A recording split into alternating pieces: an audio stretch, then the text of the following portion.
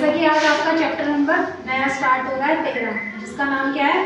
त्रिभुज। त्रिभुज कक्षा 5 में भी आप लोगों ने पढ़ा होगा त्रिभुज के बारे में थोड़ा बहुत। तो क्या होता है त्रिभुज? जिसमें 3 कोण और 3 भुजाएं हों, यानी 3 रेखाओं से घिरी हुई आकृति को क्या कहेंगे आप? त्रिभुज। सबसे पहले तो आप समझे रेखा क्या होती है हमारे पास, ठीक है? रेखा जैसा इंग्लिश में बोलते हैं लाइन। लाइन क्या होती है? अगर हमारे पास कोई भी ये 2 पॉइंट है, इन 2 पॉइंट को बोलते हैं इंग्लिश में, हिंदी में कहेंगे इनको बिंदु। अगर 2 बिंदुओं को आप मिलाकर कोई भी लाइन ड्रॉ कर रहे हो, रेखा खींच रहे हो, समझ गए? तो ये क्या है? आपकी लाइन, ठीक है? कितनी लंबी आप खींच सकते हो? ये है, ये खींच लो, ये खींच लो, ये खींच लो, असंख्य लाइनें खींच सकते हो आप इनमें, ठीक है? और इस लाइन रेखा किसी लाइन का, जैसे कि आप इतना भाग ले रहे हो, ठीक है, या इतनी लंबी हमारे पास लाइन है, हम क्या करते हैं यहाँ से यहाँ तक, अगर इसका नाम हम ए कहें और इसका नाम बी कहें, तो ए से लेके बी तक का जो भाग हम काट रहे हैं, इतने भाग को हम क्या कहेंगे? रेखाखंड। और ये इतनी बात समझ में? रेखाखंड का मतलब अगर कोई लंबी सी लाइन है उसमें हम थोड़ा सा भाग उसका काट लेते हैं, उसको कहेंगे हम रेखाखंड। जैसे हम ज्योमेट्री के क्वेश्चंस में पढ़ेंगे कि 4 सेंटीमीटर लंबाई का रेखाखंड खींचिए, तो कितना हमें काटना है? लंबाई हमारे पास स्केल तो बहुत बड़ा है, कितना होता है? 15 सेंटीमीटर का होता है आपके पास नॉर्मल ज्योमेट्री में, तो उसमें से कितना? 4 सेंटीमीटर का खींचना, तो वो क्या कहलाएगी? आपकी रेखाखंड। ठीक, रेखा हो गई आपके पास, रेखाखंड हो गया। अब बात करते हैं अपना जो पॉइंट है हमारा त्रिभुज, ठीक है? अगर यही जो लाइन है, अगर हम 3 लाइनों को इस तरह से ड्रॉ करते हैं, यहाँ से यहाँ तक एक है आपके पास लाइन, फिर आपने क्या करा? एक 36 लाइन खींची है, तीसरी हमने ये खींच दी, चाहे तो ऐसा खींच दो, यानी 3 रेखाओं से जो घिर गई है कोई चीज हमारी, तो ये जो आकृति बनकर निकली है, ये क्या है हमारी? त्रिभुज। आप ऐसा ड्रॉ कर सकते हो, ऐसा भी बना सकते हो, या ऐसी लाइन आए, ऐसी लाइन आए, ऐसा मिला दो, त्रिभुज है तीनों, यानी 3 रेखाएं होनी चाहिए, पहला, दूसरा, तीसरा। 3 रेखाएं हो गई आपके पास, यहाँ पर भी पहली, दूसरी, तीसरी हो गई। अब आप करते हैं इनके कोणों की। आप ये देखिएगा, जब 2 रेखाएं हमारी झुकती हैं एक दूसरे की तरफ, तो उनसे निर्मित जो होता है ये होता है कोण। यहाँ पर भी ये कोण बन रहा है, यहाँ पर ये कोण बन रहा है, इस वाले त्रिभुज में आपके पास ये कोण बन रहा है, इस वाले में यहाँ कोण बन रहा है, और यहाँ बन रहा है 1 2 3। अगर हम इसका नाम 1 कहते हैं, इसको 2 कहते हैं, तो 3 कोण है। 3 से 4 कोण तो नजर नहीं आ रहे किसी को, केवल 3 ही कोण है। यहाँ पर भी आपके पास 1 2 3 कोण है, इस वाले त्रिभुज में भी 1 2 3, यानी कि हमारे पास त्रिभुज में क्या चीज है? एक तो भुजाएं हैं, भुजाएं दिख रही हैं, 3 भुजाएं हैं और 3 ही कोण है, तो हमारे पास त्रिभुज कितने प्रकार के हो गए? 2 तरह से निकालते हैं, एक तो भुजाओं के आधार पर। हम सबसे पहले देखते हैं हमारे पास भुजाओं के आधार पर, भुजाओं के आधार पर, ठीक है? और दूसरी चीज हम निकालेंगे कोणों के आधार पर। हमारे पास कौन कौन से होते हैं, यहाँ लिखते हैं कोणों के आधार, कोणों के आधार पर। देखिए, भुजाओं के आधार पर भी कितने होते हैं हमारे पास? 3 प्रकार के। कोणों के आधार पर भी कितने होते हैं? 3 प्रकार के, 2 और 3। अब हम इनका नाम बताते हैं। भुजाओं के आधार पर सबसे पहले क्या है हमारे पास? समबाहु।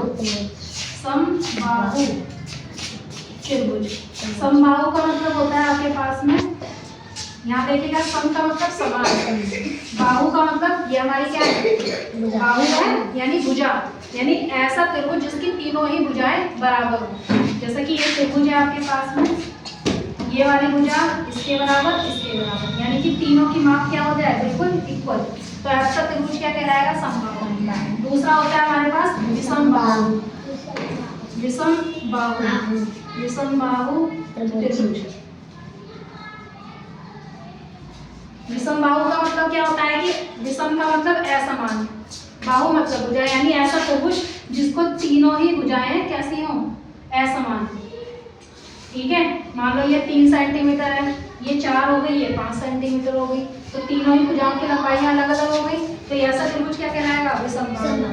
तीसरा नंबर आता है हमारे पास समद्विबाहु। समद्विबाहु, समद्विबाहु समद्विबाहु त्रिभुज। समद्विबाहु का क्या मतलब है? द्वि का मतलब दो, संस्कृत का वर्ड है। सम का मतलब बराबर, बाहु का मतलब भुजा, यानी ऐसा त्रिभुज जिसकी कोई भी दो भुजाएं बराबर हो।